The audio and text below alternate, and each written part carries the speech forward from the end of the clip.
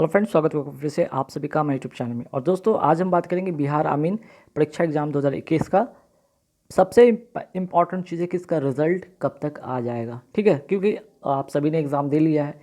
अब आप लोगों को सबसे इम्पॉर्टेंट चीज़ वो होगा दिमाग में कि भाई रिज़ल्ट कब तक आएगा, कट ऑफ क्या हो सकता है। पहला चीज़ कि रिज़ल्ट कब आएगा, दूसरा चीज़ कि कट ऑफ क्या रह सकता है। मेरिट लिस्ट में नाम आने के लिए, मेरिट लिस्ट में आपका नाम आने के लिए आपको कम से कम कितना मार्क्स आउट ऑफ 75 आने चाहिए। ठीक है, इंटरव्यू होगा तो कब होगा और कैसे होगा, इंटरव्यू में किस तरह के सवाल आ सकते हैं, काउंसलिंग में डीवी डॉक्यूमेंट वेरिफिकेशन के लिए क्या क्या डॉक्यूमेंट लेके जाने होंगे।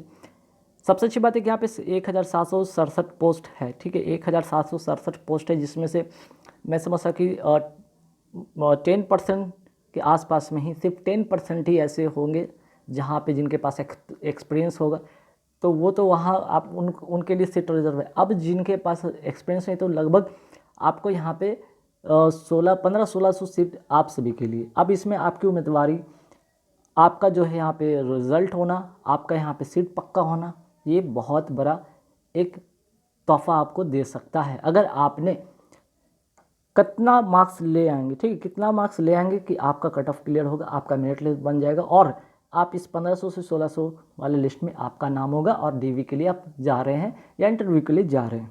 ठीक है, इस पर भी बात करेंगे हम लोग, है ना। देखिए, सबसे पहले रिज़ल्ट की बात तो मैं करूँ तो 13 सितंबर तक।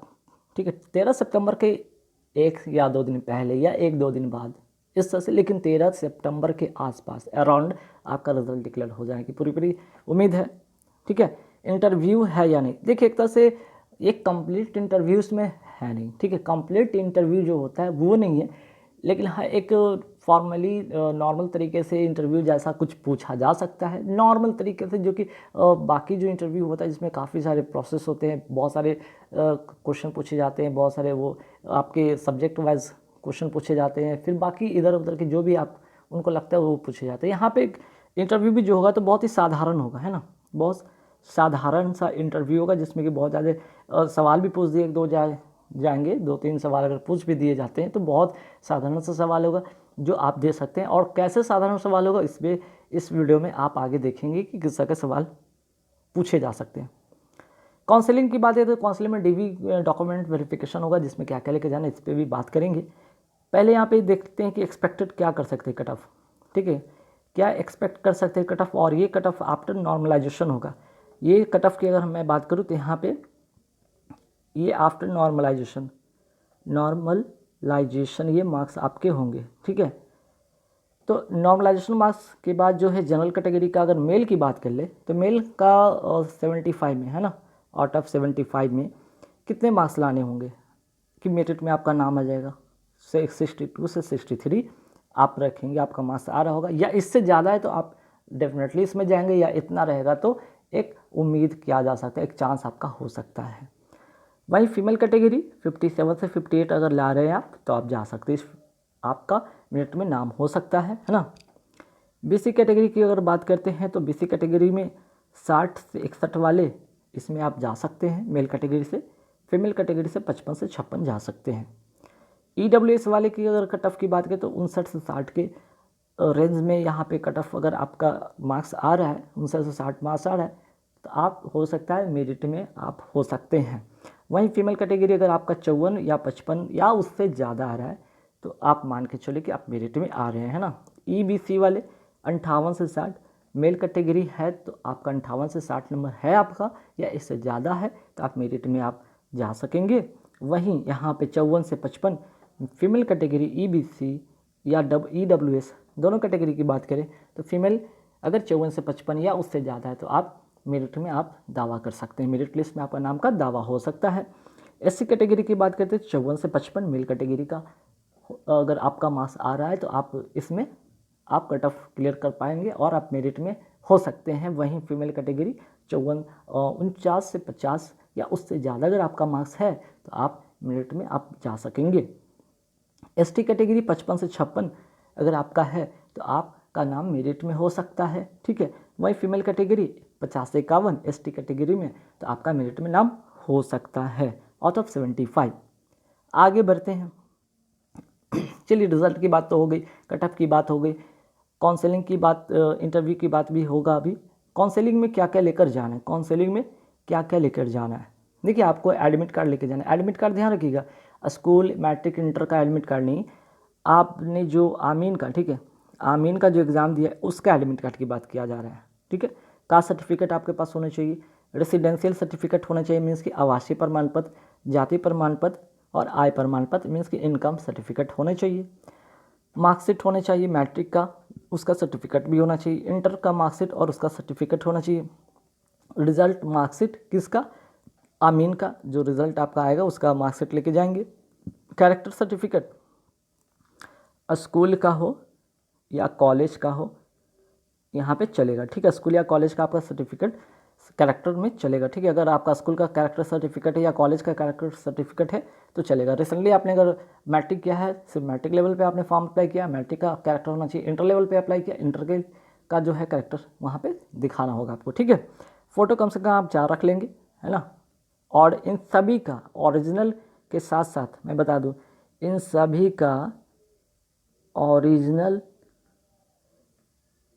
प्लस यहाँ पे लिख देता हूँ फ़ोटो कॉपी करा कर लेके जाने, है ना। जीरोक्स आप कम से कम 2 रख लेंगे ओरिजिनल, और 2 फ़ोटो कॉपी सभी का, सभी डॉक्यूमेंट का, है ना।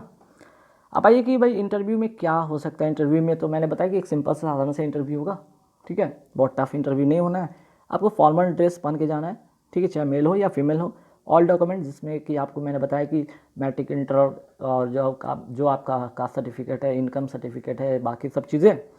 अब आपको जो वहाँ पे बायोडाटा रिगार्डिंग इन्फॉर्मेशन आपसे पूछा जा सकता है इंटरव्यू में, है ना। जो भी आपने बायोडाटा में नाम पता भरा है, आपने कहाँ से मैट्रिक किया है, इंटर कहाँ से किया है, ठीक है, और वगैरह वगैरह सब चीज़ें पूछा जा सकता है, जिसमें नेम एड्रेस हो सकता है, एजुकेशनल क्वालिफिकेशन पूछा जा सकता है। सबसे इंपॉर्टेंट चीज़ होता है इसमें हॉबी आपसे पूछ दिया जा सकता है ना। एक छोटा सा सवाल, जिनके पास एक्सपीरियंस है आमीन क्या है, तो एक छोटा सा नॉर्म इन्फॉर्मेशन बेसिक आपको आने चाहिए कि सिंपल सा है कि भूखंड को एक निश्चित पैमाने का दो लोगों के बीच में, ठीक है, 2 लोगों के बीच सुलह जो प्रस्तुत करते हैं, और उसको आमीन कहा जाता है। और इसको अलग अलग नाम से भी जाना जा सकता है। आमीन को पटवारी भी कहा जा सकता है, अनुदेशक भी कहा जाता है, सर्वेयर भी कहा जाता है ना। इसके अगर जॉब प्रोफाइल की बात करें तो क्या करना होता है, सर्वेक्षण और जांच का संचालन करना, विभिन्न संपत्तियों की जांच करना जो बिक्री या किराए पर है ना।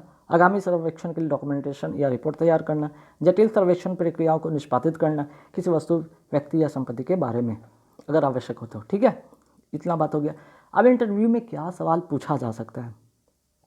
क्या इंटरव्यू तो साधारण हो सकता है, नॉर्मली आपसे पूछ दिया जा सकता है कि भाई आप पढ़े लिखे हैं, तो आपने पेपर दिया है तो आप पढ़े लिखे हैं, बिहार के बारे में क्या जानते हैं, है ना। बिहार के बारे में कुछ इंपॉर्टेंट चीज़ जो है बेसिक, वो आप जानते हैं कि नहीं, वहाँ से सवाल पूछा जा सकता है।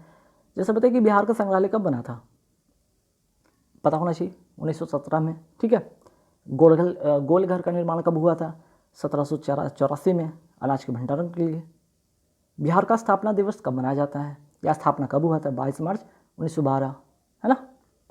बिहार में लोकसभा सदस्यों की सीट कितनी है, हाँ ये बहुत इंपॉर्टेंट है, राजनीतिक से सवाल पूछा जा सकता है कि बिहार में लोकसभा का सदस्य की सीट कितनी, 40। बिहार से झारखंड कब अलग हुआ था, 1 नवंबर 2000 को, है ना।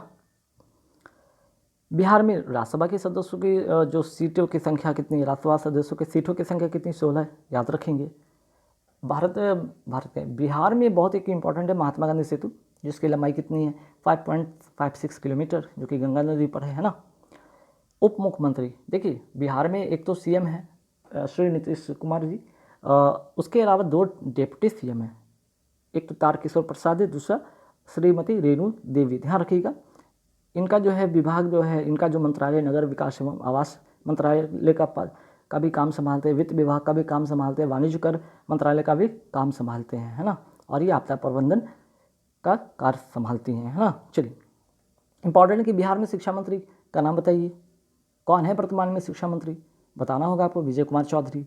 परिवहन मंत्री कौन है वर्तमान में, श्रीमती शीला कुमारी, है ना। स्वास्थ्य मंत्री वर्तमान में कौन है, ये बताइए आप, श्री मंगल पांडे, आपको बताना होगा। उद्योग मंत्री कौन है वर्तमान में, सैयद शाहनवाज हुसैन, आपको बताना होगा। बिहार के गवर्नर कौन है वर्तमान में, फागू चौहान, आपको बताना होगा। बिहार का हाईकोर्ट के मुख्य न्यायाधीश कौन है?